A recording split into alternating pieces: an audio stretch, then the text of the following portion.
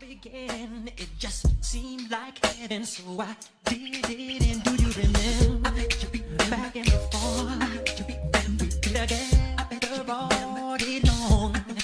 Do you remember us holding hands in each other's eyes? Stand, tell me, do you remember the time when we fell in love? Do you remember the time when we first met, girl? Well. So in today's video, we're going to be talking about Mr. Robert Kelly, better known as R. Kelly. His name is never going to rest. But for today's video, we're going to be talking about a new R. Kelly album that hit streaming apps, which is really insane. I feel like they're going to be releasing him soon altogether. I'm going to say that in this video. I feel like R. Kelly will be released from prison, but somehow R. Kelly done made a whole album while allegedly in prison. Where is time going? Why is this even in the media? Why do we always get the most goofiest stories? It's really ridiculous, but I'm gonna be reading from the Washington Post site, so if you want to go check it out yourself, be my guest. But first and foremost, before we get into today's video, like, comment, and subscribe. Turn on your bell post notifications so that you'll be notified every time I drop a video. Now, this video came not too long ago. It was just published on December 10th, 2022 at 6:27 p.m. And when I saw this, I'm just like, uh-oh, here we go with R. Kelly. They're managing to keep his name in the media somehow, some way. And if it's not about him being released, then it's another thing. If it's not about him and Aaliyah, it's another thing. So in today's video, it's another thing, and it is an album. So without further more ranting, we're just going to get into this site and see what they have to say about the whole thing and see what the situation is. A collection of new songs from R. Kelly that briefly appeared on Spotify and Apple Music on Friday was an unauthorized release of stolen music, the incarcerated R&B singer's attorney said. Jennifer, a lawyer for R. Kelly, told the Washington Post that the 13-track album is music of R. Kelly's that is in the hands of people who should not have it. The songs, all recorded before Kelly's imprisonment, appeared on the digital platforms Friday and were taken down within hours, leaving many listeners surprised and confused. Jennifer said R. Kelly's master recordings were stolen around time of his arrest on sex crime charges in February 2019, potentially via recording equipment or a hard drive. She declined to identify potential culprits. People have stolen his music before, so this has happened. But usually it shows up on YouTube, or it's usually like a track, Jennifer said. It was unusual because it was streaming on Spotify and Apple. We still don't know why they started streaming it.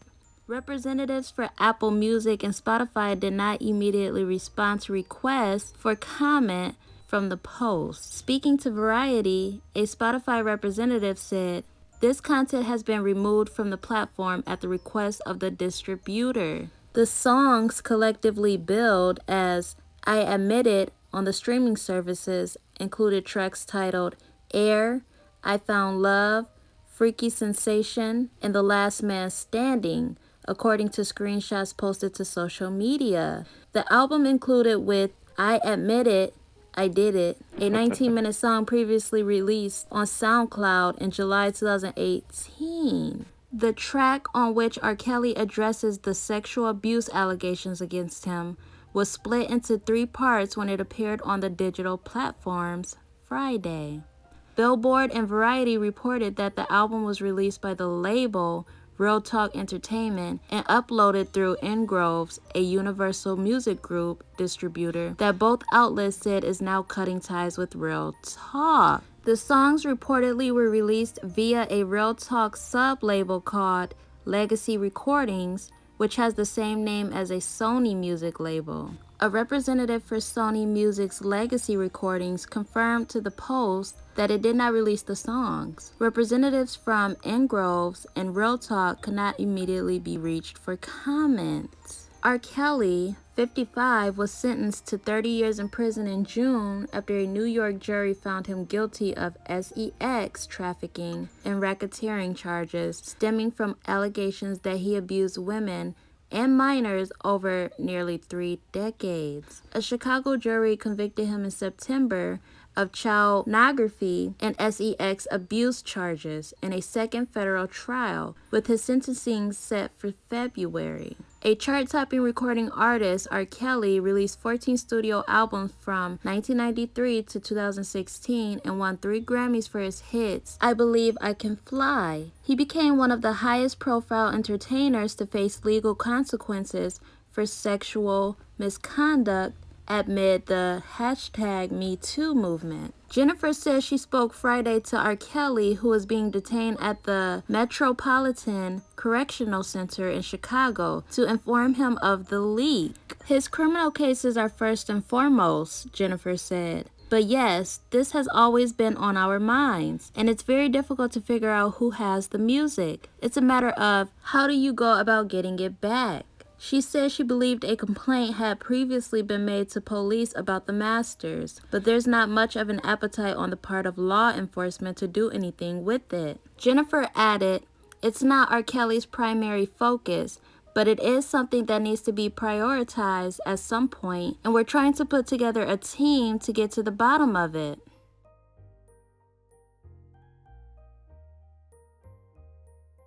I was gonna say, they letting this man release music while locked away, but no, someone has his masters and seemingly is trying to make money off of it. Now, I can't put my finger on it, but something about this whole R. Kelly situation don't sit right with me. Something feels off. I don't know though. But with this info told, it was unauthorized, kind of like Aaliyah's music was at some point. I don't know about y'all, but to me, this seems like someone is either trying to get under his skin or keep his name relevant or something along those lines, because who would just out of nowhere leak his music and it be unauthorized at that?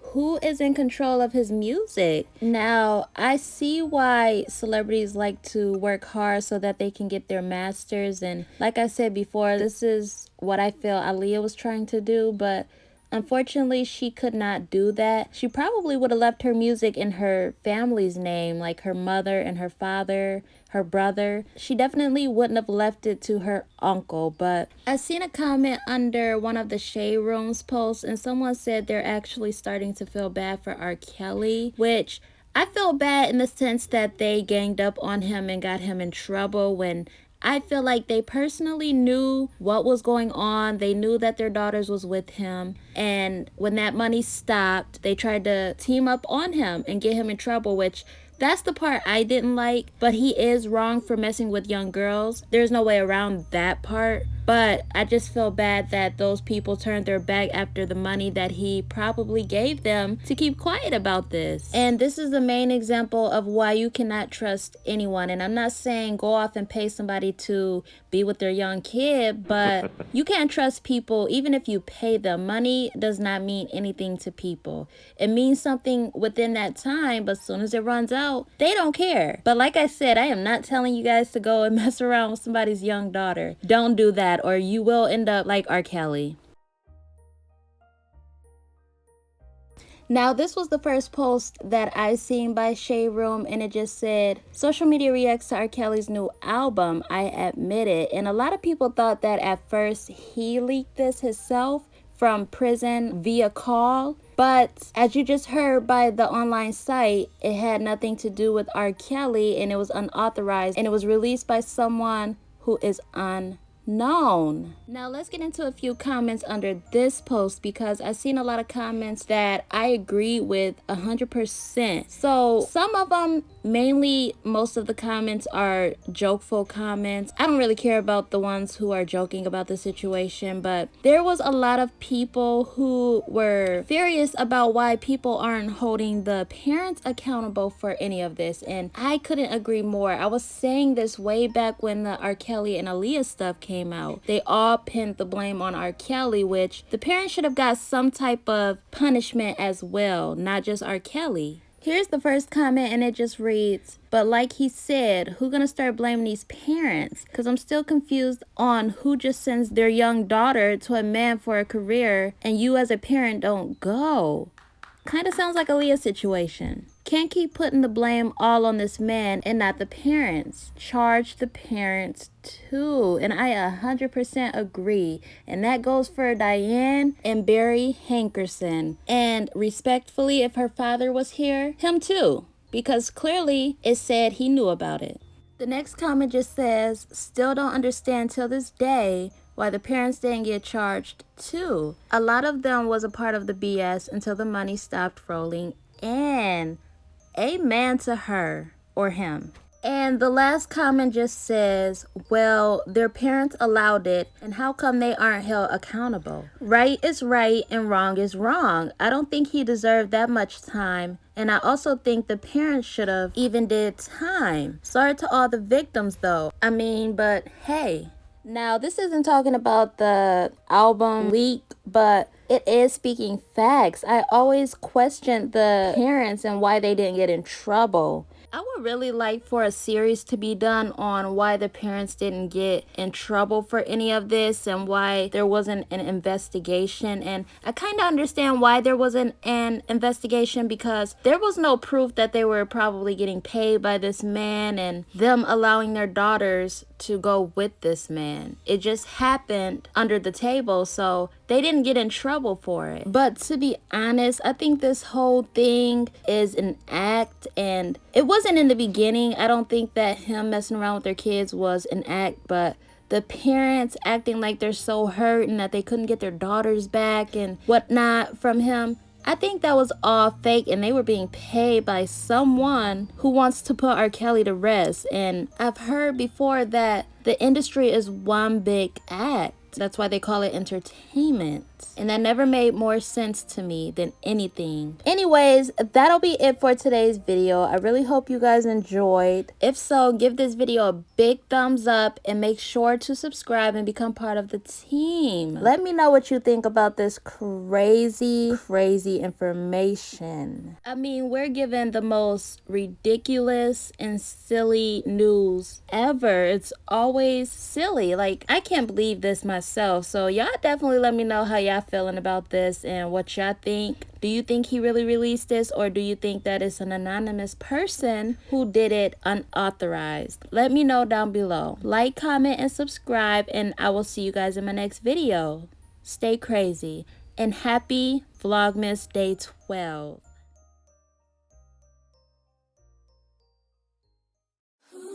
Do you remember that one night when we fell in love? And what we had felt so right, 'cause we had trust. Now we're drowning in our lives. I know we're broken.